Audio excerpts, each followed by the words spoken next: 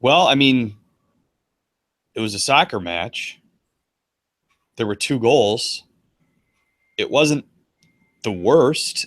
There were no yellow cards or I would say no major injuries, but maybe John Brooks's hip thing is going to be more serious than it looked. But I mean, 1-1 U.S. Venezuela in the friendly from Rio Tinto Stadium in Sandy, Utah. This is USfanTV Live. I am Pat. He is not Chris. He is TJ. Sometimes you run out of really good options and you're stuck with me. That and a U2 concert is, well, hell, I go to a U2 concert too, but yeah, Chris is at the U2 concert, so he's not here. But it was fine. I mean, people were bitching during the first half, and I guess there were some problems that the marking on set pieces, especially off the start of the match, was atrocious. We seemed to have problems with dealing with their counterattack, and we seemed to have problems. It was very Arsenal-y, the way we were possessing the shit out of the ball and not finding the final pass to crack the defense. They were stacking a lot of guys back, but we could not get that final pass to open something up in that first half, which, like I said, was like watching Arsenal a lot. So it was something I was very used to, was the frustration there. But Fabian Johnson, for me, Chris and I both repeatedly called for him to be in the midfield, but he wasn't great. He seemed to be, he was playing in a wide role, but he seemed to be playing it in a very tucked in sort of way. So I don't know what to make of that. I don't know if that's what Bruce sees going forward, but from the lineup that he brought out, I mean, to me, when we saw it, it was like, okay, he's not messing around. He doesn't want to rest. I thought Bobby Wood might get some rest. The only guy who you might think should have been in it, who wasn't, besides maybe Kellen Acosta, was Josie. And apparently Josie was out for a family thing, according to U.S. Soccer. So during the broadcast, they made a mention of it. It was his brother's wedding, I believe. Right. They said. And when you think about it, it actually makes sense because he was on a yellow. So what's the difference? You know, it's a friendly. Being on a yellow is irrelevant, isn't it? Is it, or does it count? No, it's not going to count. It's not going to count. I guess the first half is where I noticed it, and I was a little bit sad. I don't know, saddened, but frightened might be the better word.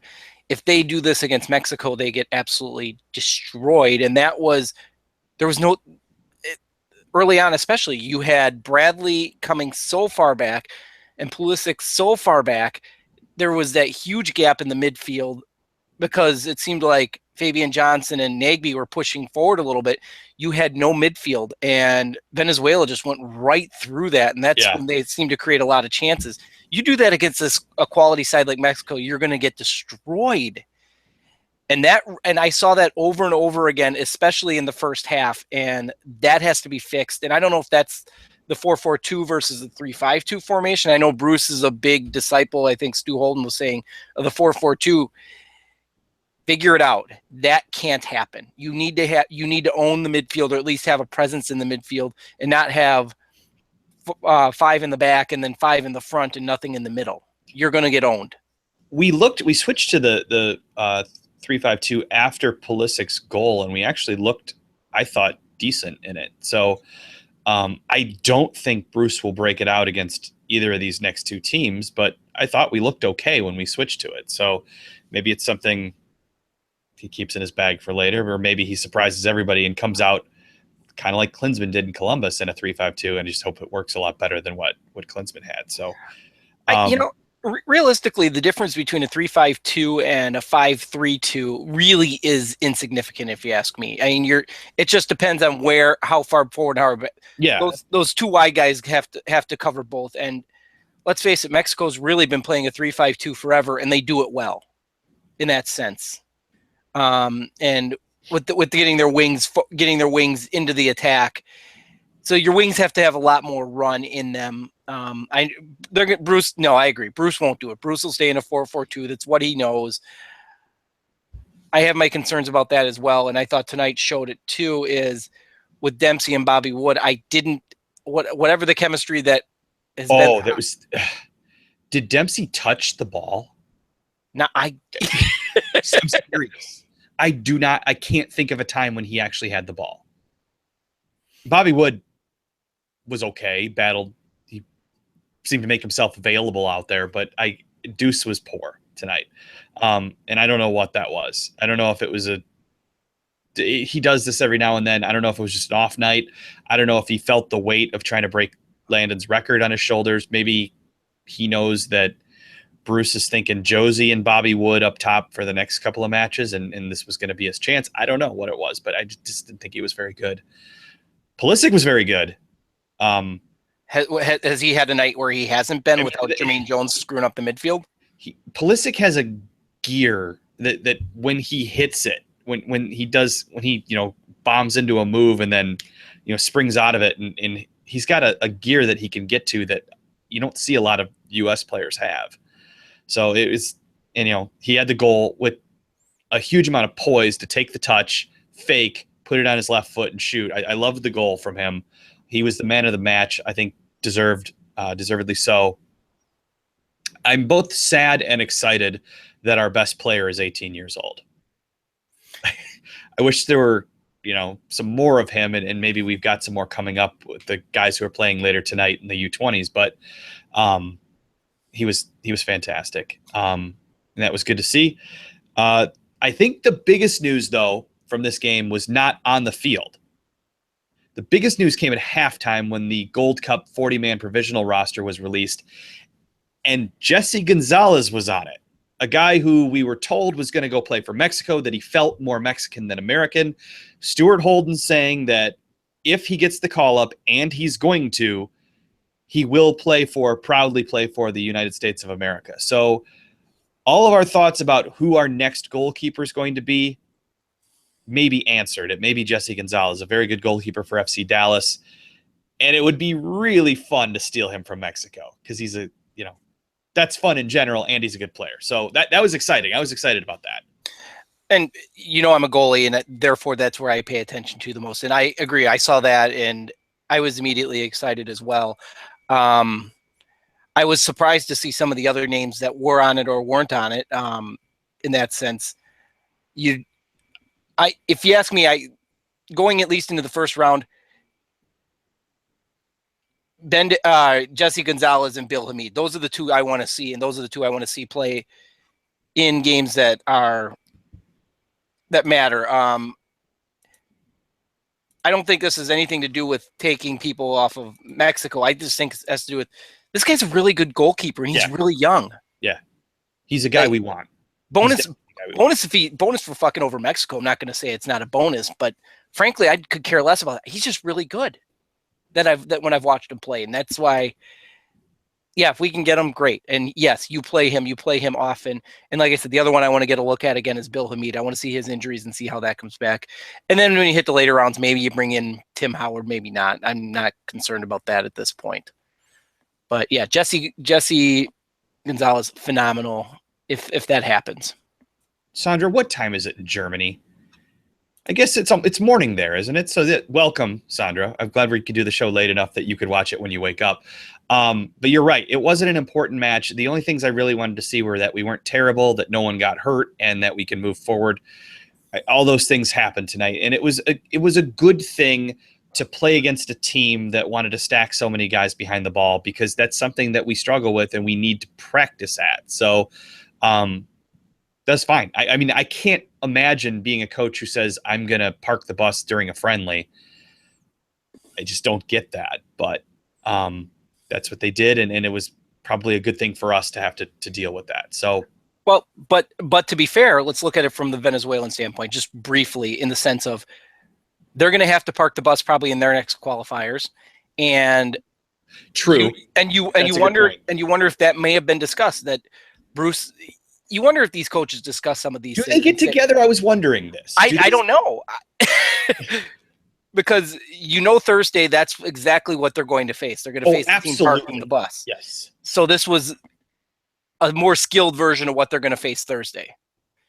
So I think this is a good thing to have a game like this. And like I said, it probably doesn't hurt Venezuela because their qualifiers, they probably have to do a lot of that as well. So it was good for both sides in that sense. I don't know. Talk for a minute and I'll see what their next qualifiers are. So I'm curious about that now. Well, I mean, for me, the next game I'm going to be at, so I'm very excited about that. We leave, my son and I leave Monday for the match. And Chris is going to be running the controls. You guys know how that goes. So fingers crossed that we'll be on the air. But the plan is still to be on the air Tuesday. And then Thursday, I hope to be doing the show from the stadium until I'm kicked out or maybe outside the stadium. So we'll see. But if you're going to the match and you want to be on USfanTV, come find me and we'll put you on. And yeah, I expect in Denver to see Trinidad and Tobago basically do the same thing that Venezuela did tonight, probably not as effectively. I still think the U.S. is going to win that game in Denver, pretty handily. But one thing I Fox noted that I think is, a smart move by Bruce is the working our way up in altitude. Sandy, Utah is at like 4,900 feet, and then Denver's a mile, 5,200, and then we work our way up to Azteca, which is like 7,100. It was also noted that Omar, because he plays his home games in Pachuca, which is at like 7,900 feet or something even higher than Mexico City, Omar's got a big advantage. And I wonder if, although I think that, if healthy, Brooks and Cameron are our center back pairing for the next two matches, I wonder if we're not going to see Omar. I think at this point, the way Brooks is coming off, I have my concerns. I was worried. Yeah. That I agree with you. That was the one when I saw it happen. He tried pushing through it, and it's one of those. I'm not sure right now because it didn't look that big of a hit, and it's always those that when they come down funny and they grab themselves like that. I don't think that was good. So, I guess the word was with Bobby Wood that he was taking painkillers for every match to get through it, which is why Chris and I both thought he might rest tonight. We didn't know about the Josie Altidore wedding situation, but Bobby Wood looked fine. So from a physical standpoint, he was battling like hell. So I don't think that we need to worry about him. Yeah. Let me throw this one to you because Stu Holden was talking about it. He was talking about the forwards pairings for the next two games, and he was mentioning that he thinks, especially at Azteca, it's going to be Bobby Wood and Josie. And, yeah, I do too. And I guess I kept thinking the other way, in the sense of if somebody can pull a goal out of his ass, it's Deuce. Yeah. And that's where I think the Mexico game might be at Azteca might be more his style, because you might need someone to pull a goal completely out of nowhere. And that's where I'm not sure. I'm sure Bruce will do that, but I keep that in the back of my mind, just that if somebody's going to pull a goal out of nowhere and that's what you're going to need at Azteca, it's going to be Josie, or it's going to be Deuce. Chris has been saying that he thinks Deuce is a super sub now at this point in his career. And I thought he was kind of crazy because I'm like, we're talking about Clint Dempsey here. I get that he's old, even with the heart thing. I mean, he looked so good in the last round of matches, but after what we saw tonight, he may be right. You don't ever say that. Never admit Chris is right again, ever. we just got to quit doing that altogether. But I mean, yeah, like you said, he's great at pulling that goal out of his ass and coming in for the last half hour if we need one. Yeah, I'd put my money on Deuce to be able to do that. But I don't know what the deal was tonight. It's the thing with forwards is you got to be patient, and if you don't get the ball, people think you disappear from the game. And you got to make yourself available, and you got to do something with it when you do get the ball. But it's easy to say that a forward disappeared from the game, but if a forward's not getting service, he can't do anything. So, I don't know. I don't think that it's hard saying Clint Dempsey was bad, but he seemed absent to me. So a little bit. He wasn't. He definitely wasn't finding the spaces he needed to find tonight. And I'm starting to think a little bit now. I think back a little bit when these teams stack 10 behind the ball like that. he has had his issues with that in the past, at finding those spaces when they're a little bit smaller or coming out of those into the spaces. And maybe I'm just, revisionist history, so to speak, but that I remember some of his struggles in the past seem to be when they were facing that kind of a formation. But like I said, I might be talking out of my ass at this point too, come to think of it. Christian, I think the U20s are 2 Eastern, 1 Central. From what I can tell on my guide, I don't get FS2. I only get FS1, and FS1 appears to be drag racing on tape delay. And I think that the U20s are on FS2, which is lame. But I thought they got that worked out. Apparently they didn't. So I don't know if I'm going to stay up for it, which is kind of disappointing. But there was a play back to the game tonight. There was a one point. I want to say it was right after. Let me look at my notes. I was busy trying to stay awake at times. Right after halftime, Pulisic's got the ball in the break and just drops it for Darlington Nagbe, who looked like he had given up on the play. He just was like dragging ass back behind and couldn't get to the pass fast enough. Pulisic did a little no-look to his left, expecting Nagbe to be there, and Nagbe wasn't there. And I have no idea why Nagbe wasn't there. I tend to believe that Pulisic was right that he should have been, because it seems like he should have been at the position he was playing, but maybe he got held up and Pulisic just made a bad pass and it looked fancy. But Nagbe's a mystery to me. He's a guy who, will attack down a wing and you'll see a whole bunch of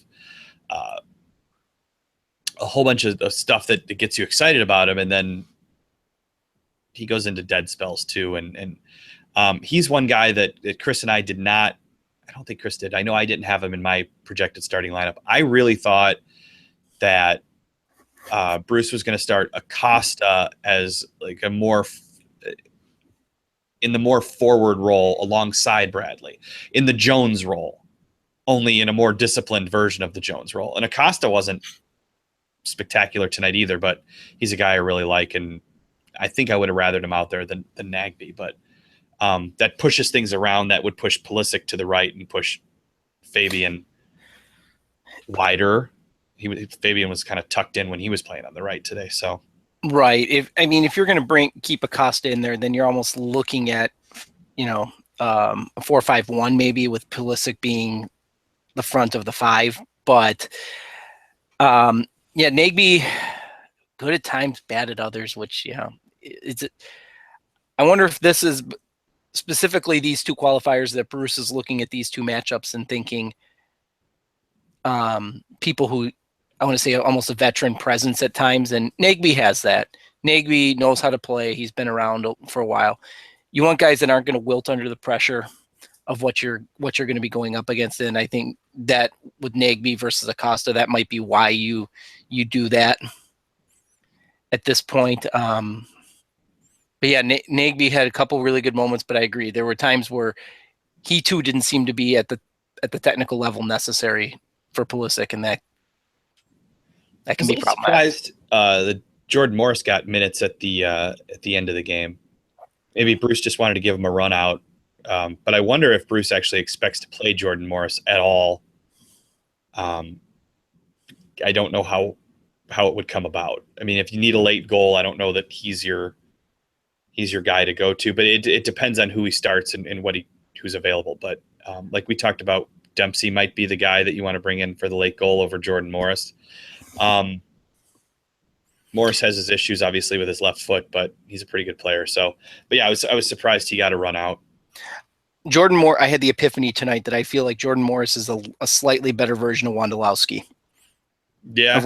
That realistically, and again, if you're just looking for a goal, a meteor Wando. That's not saying a whole lot on the national team level. I mean, that Wando's a great MLS striker, but on the national team level, it's a whole different game. Jordan Morris seems to be in that role, the Wando role, maybe a little higher level at this point. And the ceiling is higher, especially if Jordan Morris can ever find a left foot, or a consistent left foot might be a better way of phrasing it. I feel like he's gotten better, but not good. But I do feel like I've seen improvement on that. So compared to 2 years ago or whatever. Right. I mean, he has his preference. You get it on his right. What I noticed with him tonight is he was definitely, at least in the air, he seemed to have some be getting involved better on crosses. Like he was involved pretty well, and I took away as a positive with him. And the other positive, you were saying Acosta didn't have a good night. Acosta not backing down from people, I was pretty impressed with. Yeah, that's true. And when you're young, you need to have a couple of those games and not be intimidated. And that was probably seemed like his point of emphasis was just, hey, I'm going to go through the ball a few times and go through whatever it takes to get to where I need to go. But maybe Morris is better in the air, and that's why what Bruce is looking to see. Versus Deuce, for example. Speaking of the air, Omar almost won that thing with that header right at the end. If he had hit it just a little bit, yeah, that would have been a nice way to finish. Came flying in. Yeah. So I think the keeper from Venezuela just is on the ground again and hurt. Oh my God. Just lounging. 5 minutes of stoppage time in a friendly because the goalie keeps getting hurt. He needed tape at one point. I mean, get the fuck up, dude. Let's spray. Get this game. Just douse him in magic spray. He'll be fine. DeAndre was good tonight, I thought. He's a fun player to watch. At the times when DeAndre actually had the ball at his feet, I thought he was pretty strong. So I don't know what you guys think on DeAndre, but he was one of the guys who, yeah, I mean, Pulisic was obviously probably the man of the match. Timmy Howard was good. You hate to see, especially in the first half, you hate to see, it reminded me a bit of Belgium where it's like, if your goalie's the best player, then, you're having some trouble. But Timmy had some nice saves, and who else was good tonight? Villafaña was all right. He was fine. Fine, yeah. I thought Cameron was good. I like Jeff Cameron. I do too. He's a steadying influence back there, and he seemed like he was much like where the issues were in the back four. It was with Brooks, and now seeing with his hip going off injured, you wonder if that was more of a problem the whole time. I agree with you on Yedlin. I like Yedlin. I like seeing how much he's improved as a defensive player with Newcastle. That he's not just a midfielder you put back there and let him run out of the back. No, he can defend. He can defend a little bit, although he did get torched. There was one time early in the first half he just got absolutely torched, but that's going to happen sometimes. But I do like Yedlin. He was fine. He was good in the back. And coming forward, you're not going to stop him. I mean, in that sense, he reminds me of DeMarcus Beasley. If you took DeMarcus Beasley at 20 and not had him as a midfield and had him coming out of the back the whole time. So I think that's a positive. That's the first time I think I can remember seeing Yedlin in a while. So yeah, he wasn't in the last batch of qualifier. Wasn't he injured still? I think he was. Yeah, I believe that's right. So we haven't seen him since he wasn't in Columbus. I don't believe. Was he not? I'd have to go back and look, but it may have been a long time for him. He's a dude I love to watch though. And the fact that he's going to be playing in the Premier League next year is very exciting because like we've talked about, we don't have many guys left. Cameron's not going to be around forever. Cameron Carter-Vickers isn't playing regularly. So, or at all in the Premier League. He always seems to make the 18, but never plays. But yeah, DeAndre being in the Premier League is going to be pretty cool because he's fun. And talk about a guy who it came out of nowhere to make that 2014 World Cup roster, and now to be a Premier League player and a mainstay in our team.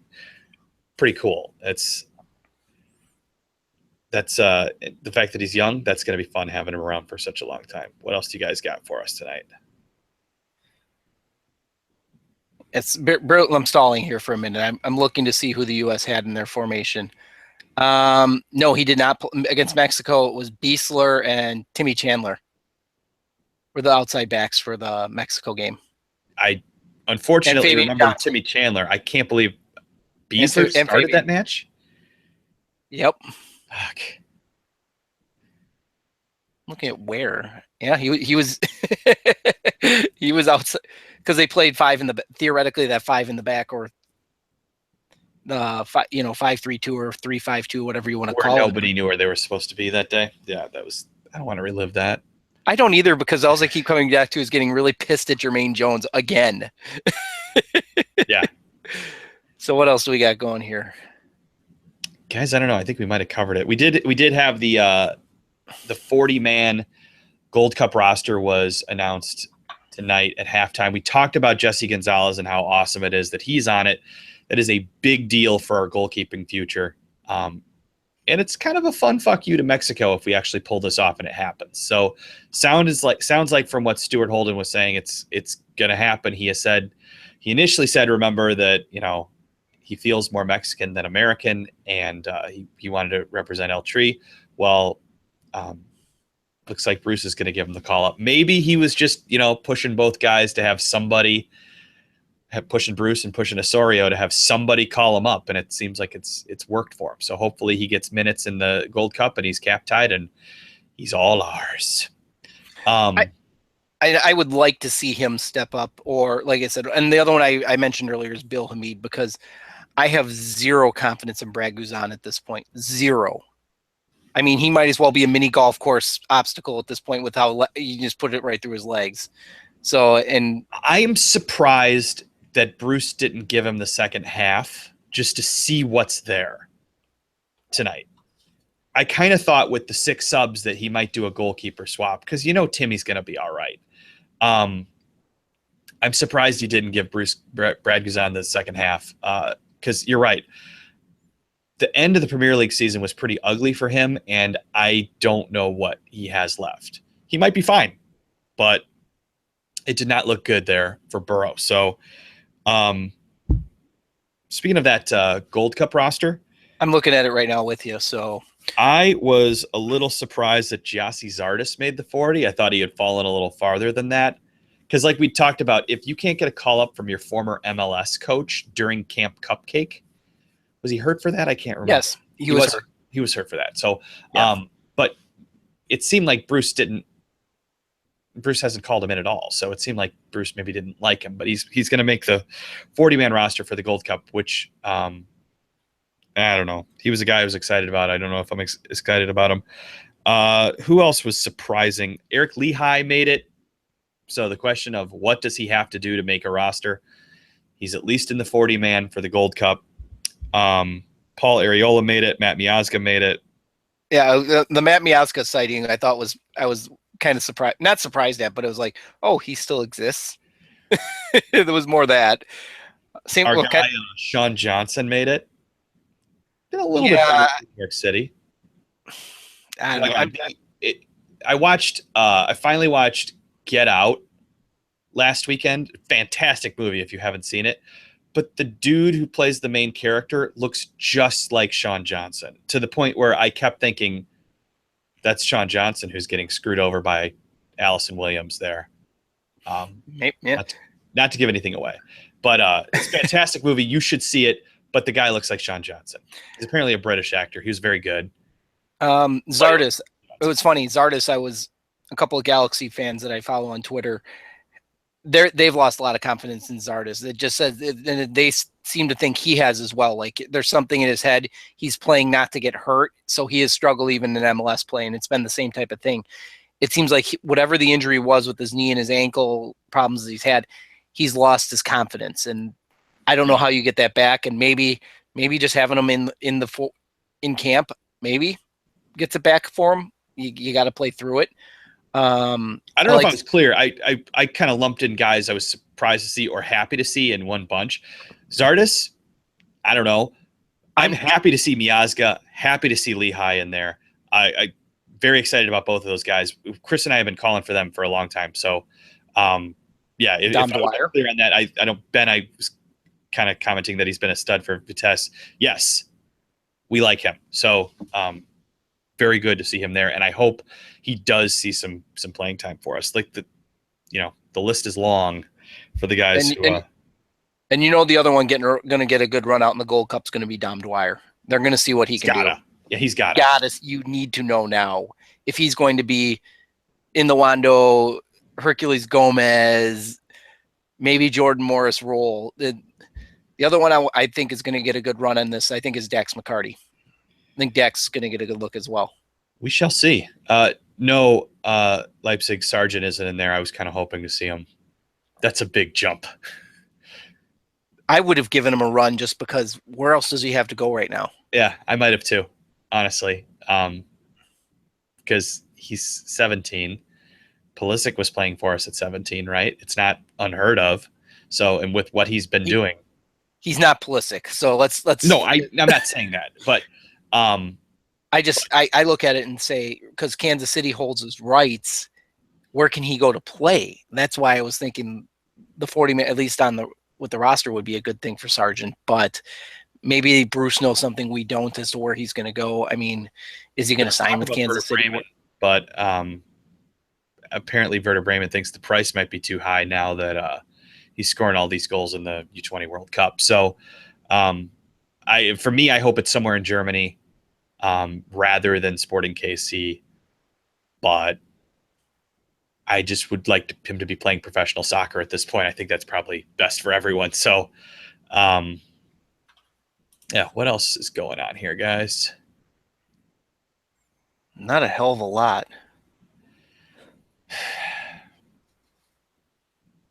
I wish I was happier after that friendly. I wish we blew him out. Just looked amazing. I'm not worried yet. That gap in the midfield in the first half better not be there when we go to Azteca, or that game will not be fun. It will look like Costa Rica on steroids in terms of how bad it's going to be. And you guys will be you will all be drunk by halftime. Francisco wants to know if we like a Gold Cup experimental team. I didn't expect it to be the full team. I'd like to win the Gold Cup, especially with Mexico probably not sending their best team they could. I think we have a good chance, but I also wanted to see some new guys. So I wanted to see a good mix of it. And hopefully the final roster shows that. I think that you can relatively easily advance out of the group stage.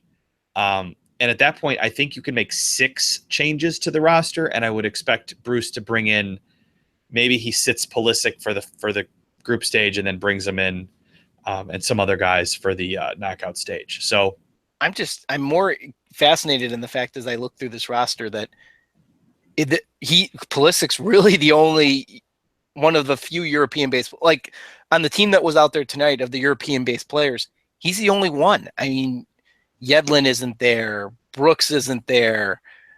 Cameron isn't there. You know, that's why I'm kind of fascinated by this roster to see what Bruce is looking to get out of this. So, of the main guys you're talking about, because like Lehigh and Miazga and Lehigh, Miazga, the guys he hasn't seen in a long time, which is why I'm wondering. I wonder if Pulisic's just there so he can bring him in later. You know, like it might be. Yeah, you guys know who is there? Fucking Wando. Of course Wando's there. I think Wando's got to have pictures of like somebody at USSF headquarters, US soccer headquarters at this point to get there. So yeah, it's unbelievable. So yeah, do we have predictions for Thursday night in Denver? I'm hoping for a nice big win, because otherwise I'll have a sad 6-year-old sitting next to me when I'm trying to do the show. I don't want a sad 6-year-old. I need a happy 6-year-old sitting next to me. He'll try to actually probably butt into the show. He's already asked, can I be on? Can you interview me? Like, I don't know. We'll see. So, but yeah, I think it'll be 3-1, something like that. I see Lopez says 4-0. 4-0. I could see that. I was going to say 3, so I think we're on the right path there. I think it's going to be, I think 3-0. I think they'll break through one about 25 minutes in, get one early in the second half, and then one late. That's my prediction. Somebody just mentioned Michael Bradley's first game. Chris and I were actually at Michael Bradley's first game against Venezuela. It was in Cleveland at the Cleveland Browns Stadium, and it was the next to last game, I think, before they went to the 2006 World Cup. Bradley wore 24. He had hair. I remember these things. I remember him coming on late and going, "Isn't that Bob Bradley's kid?" And the next game was the game where they wore those red jerseys that everybody freaked out about, that sell for a lot of money on eBay that I used to have. So the Don't Tread on Me, was that those? yes, it was that. It was, I think they wore that in Connecticut. So yeah, Chris and I, that's a fun fact. We were at Michael Bradley's first game. I won't say he was better then, because he got better after that game, but he's just not the same player he used to be. Was he bad tonight? I've seen mixed reviews on Michael Bradley, and I thought he was fine. I don't think he was terrible, but I didn't see anything great from him either. So that's kind of the review of a lot of guys tonight, I feel like. What attack formation should Bruce Arena use for future games? Hopefully something where we can make a pass in the final third that opens something up. I don't know what that is, but we dominated possession in that first half, and it just wasn't enough. Even Bruce got pretty pissed at the question by whoever the sideline reporter was about dominating possession. He's like, possession means nothing unless you can score. Well, he's right. And so he obviously realizes that. So as for what formation, I don't know. I kind of like the 4-4-2 for us. I thought the 3-5-2 was okay. I like the prospect of DeAndre Yedlin in the 3-5-2 if he's given a little less defensive responsibility. But I just want something where we can score. I think if you're going in attack-minded formation, I think I'm a big fan of the 4-5-1, and then that, in that 5, the one that's pushed all the way forward is Pulisic. So it's almost like exactly. Now you're looking at a modified 3-4-3 in that kind of sense, where he's a modified forward, or he's a attacking number 10 type guy. I like the creativity the freedom that would give him to be creative. So do we expect, I wonder, does Bruce come out? The lineup tonight seemed so much like what I expected him to bring out for Mexico. Does he bring out something a little bit different for Trinidad and Tobago as to not show all the cards to Juan Carlos Osorio? Or is this just going to be it? What we saw in the first half, is he going to tweak that a bit and have those guys, basically carry us for the next 2 games? I feel like you might make a few changes for TNT. I feel like what we saw tonight will probably be what we run out against Mexico. So, except Josie will probably play. Yeah, I think you're right. Unfortunately, which I still think against Mexico, I still think you need another defensive midfielder, holding midfielder with Bradley to absorb pressure with Mexico. You need a 4. I'm a fan of a 4-5-1 against Mexico, but Bruce won't do it. He'll do a 4-4-2, and unless if he does a 4-4-2 with one of his forwards being Pulisic, which he won't do, of course. So that said, no, I think this is what we're going to get. And I don't think Osorio's got him scouted. He knows that. Bruce isn't stupid. Osorio's a good coach. He's got him scouted. Roger Bennett had a podcast with him earlier this week. I think Thursday it came out. I didn't know Osorio's whole backstory. Holy shit. If you haven't heard it, that's a podcast to go listen to, even if you hate Mexico, because Osorio seems like a really cool guy, and he's got a hell of a story that, I was inspired after listening to him. I thought I could even make USFanTV good after listening to him, which is probably getting carried away. But just he paid a woman, he convinced a woman to let him sit in her house when he was a student, in his 30s in Liverpool, to watch Liverpool practice, to spy on it, to see how they did things. He was a guy he was coach of the Fire briefly, 10 years ago, and he works his way all the way up to be the Mexican national team coach, which is damn near the hardest job in the world. If it's not, it's definitely up there. It's up there with English national team coach and a lot of these national teams that rate themselves probably higher than they should. There's a lot of pressure on him, and he seems like a pretty cool guy. If you haven't heard that podcast, go listen to it. So yes, long answer to say he's got us scouted. I think he fully thinks he knows what Bruce is going to do. And it's just the question if Bruce is going to come out and surprise him with something, or if Bruce is going to keep it simple. And I think being that it's an away game at that place, he's going to keep it simple and hope we can maybe get a goal on the counterattack or something like that. And I kind of was, as I was watching, trying to stay awake for the qualifier or the friendly we just watched, I started thinking, is 3 points acceptable this week in these next two games, or bare minimum? Yes, I would like 4. 3 is acceptable. I would like 4. Yeah, 4 would be great.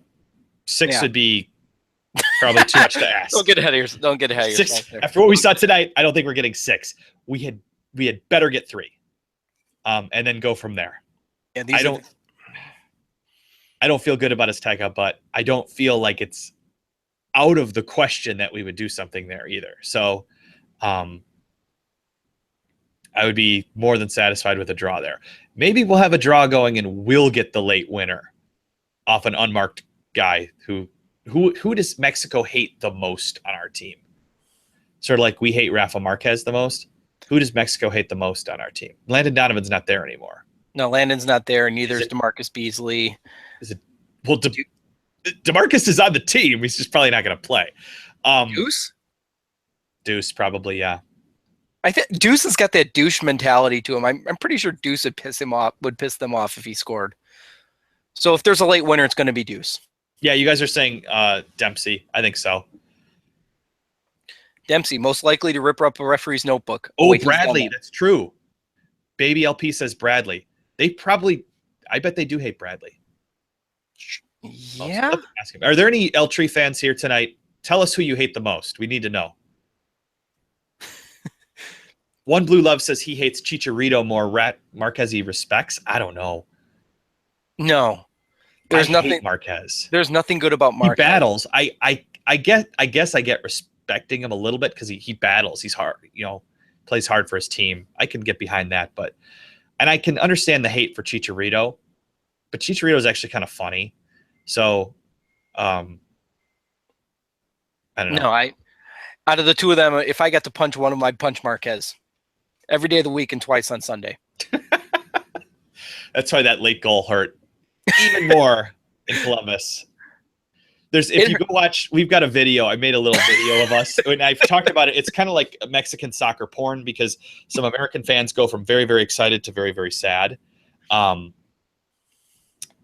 There's somebody after the goal goes in, it's just very quiet, and it's you or Chris who goes, "Fucking Marquez." That was Chris, and I think that's what the only redeeming quality was. You knew Chris was going to melt down something fierce when it was Marquez who scored. It was the only redeeming quality because the meltdown was going to be awesomely funny. Chris is watching you guys. He says Bradley has 2 Dos Acero goals, so he would probably be the one that they hate the most. That's probably true. The 2 came in the same match, right? The 2009 Dos Acero, I believe, in Columbus. So yeah, I think it's probably Bradley. Yeah, might be. But Deuce would be the one that would do like the Steven Leinhart type dance just to fuck with them too.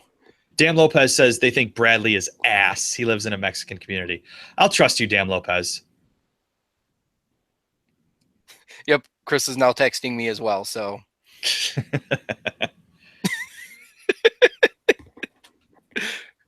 Chris, seeing you're watching, go enjoy the damn concert.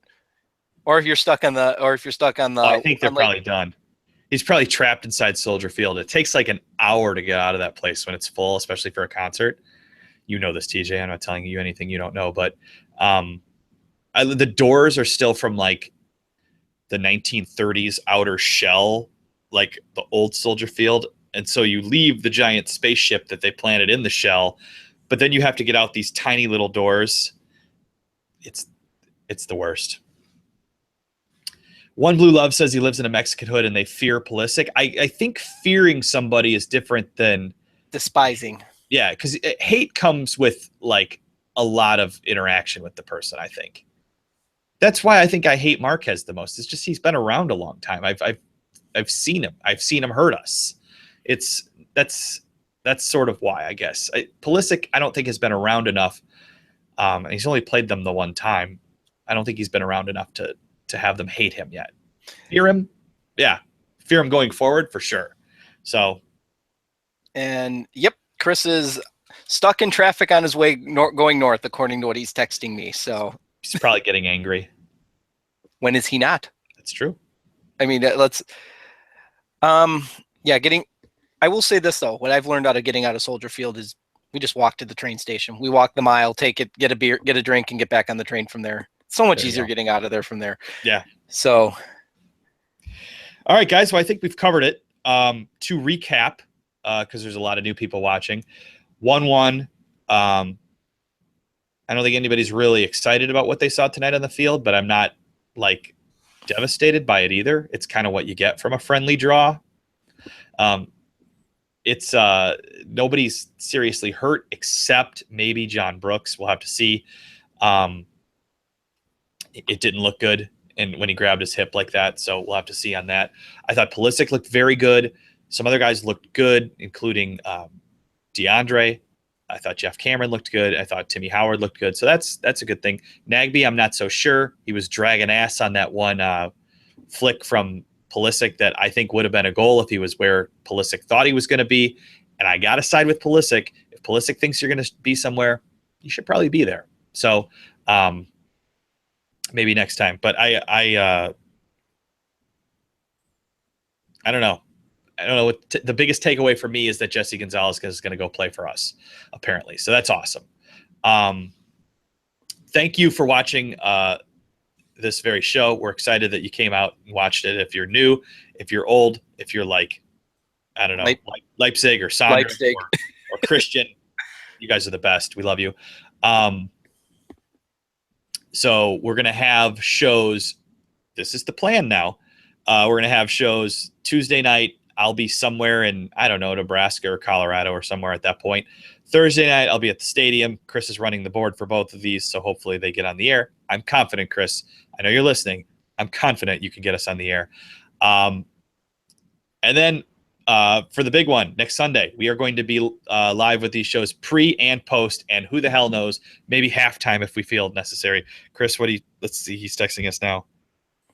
Are you watching the U20 still tonight? Are we going to do anything about it tomorrow? Well, I can't see it because it's not on TV here. And I think it was Christian who brought this up earlier. If you don't have FS2, they don't let you watch FS2 on the app either because you have to sign in through your cable company. So it sucks. So I'm probably not going to see it. So maybe I'll see it in tape delay or something, and we can do something tomorrow. We'll see. But yeah, thanks for joining us. TJ, do you have any final words? I have no final words. I don't know. Do I have to be available for Tuesday? Is that in the plan?